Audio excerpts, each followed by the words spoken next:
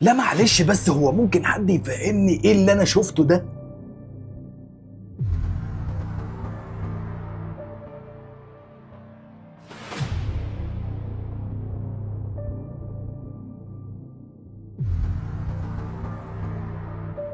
الفيديو اللي حضرتك شفته من شوية والحلقة دي كلها موجهة لوزارة الداخلية ووزارة الصحة، وهتفهم ليه دلوقتي. الشخص اللي حضرتك شفته من شوية وبيحقن في المريضة اللي قدامه بيقول على نفسه انه دكتور، وده من خلال مواقع التواصل الاجتماعي او موقعه الالكتروني. المريضة بقى اللي انت شفتها من شوية احنا مظللين على المناطق اللي هو اصلا ظاهرها في الفيديو اللي منزله على صفحاته. يعني تخيل مريضة قدامه مفيش حاجة متظلل عليها، انا ظللت لك على اللي ما ينفعش يتعرض وهو عرضه. لما دورنا لقينا ان الفيديو ده مش اول فيديو ليه بالشكل ده اللي بيظهر فيه مريضة بالشكل اللي انت شفته او بيظهر حاجات عند مريضة بالشكل اللي انت شفته ده. لا، ده في فيديو كمان موضح الحاجات دي بشكل واضح زي ما هتشوف كده.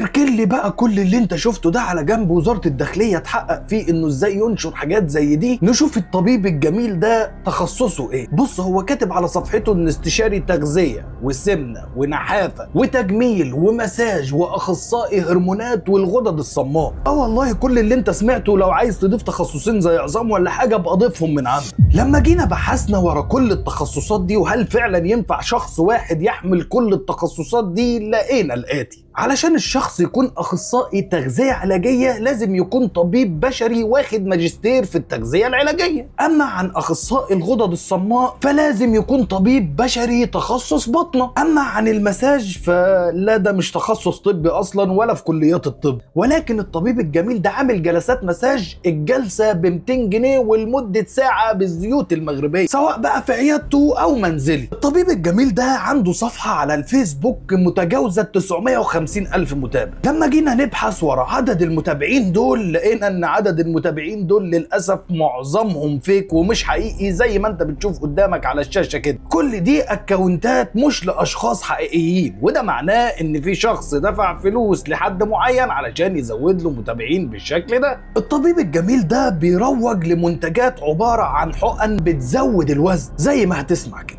دلوقتي كورس جريسر اناتشرال او كورس الحقن الفرنسيه هيوصلك للنتيجه اللي انت عايزاها.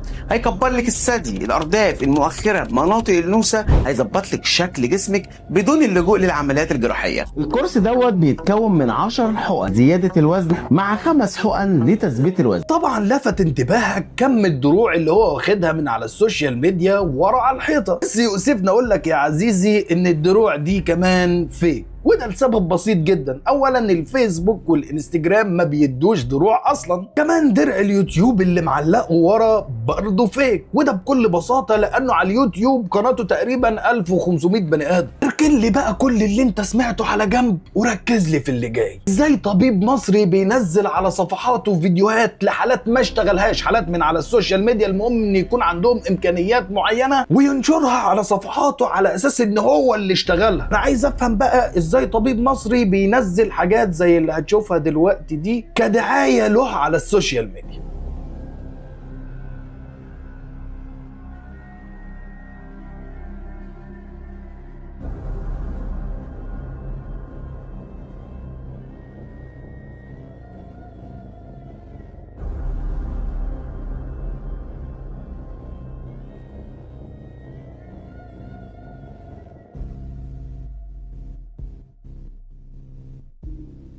من ضمن المنتجات اللي بيروج لها الطبيب ده لبان للحاجات. للحاجات لبان بيوتي لاف اللي حضرتك شايفاه دوت هيزود لك الاثاره، هيزود لك الرغبه، هيعالج لك بالفعل مشاكل البرود. اللي يخليك تتوه في كم التخصصات اللي هو واخدها ان الطبيب الجميل ده كمان بيعمل جلسات تنظيف بشرة. والله العظيم زي ما هتشوف كده.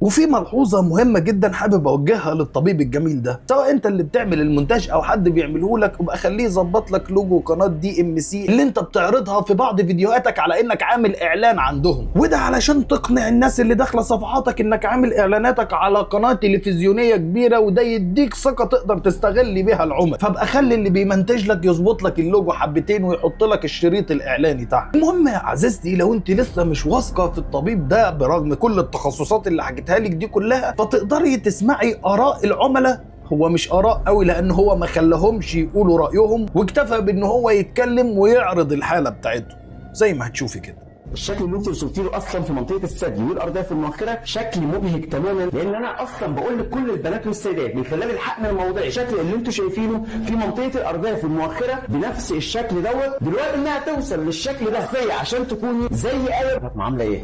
الحمد لله على السلامه، اخبارك ايه؟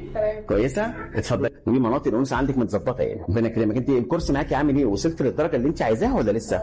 يعني الكورس جاب نتيجه معاكي في منطقه الثدي؟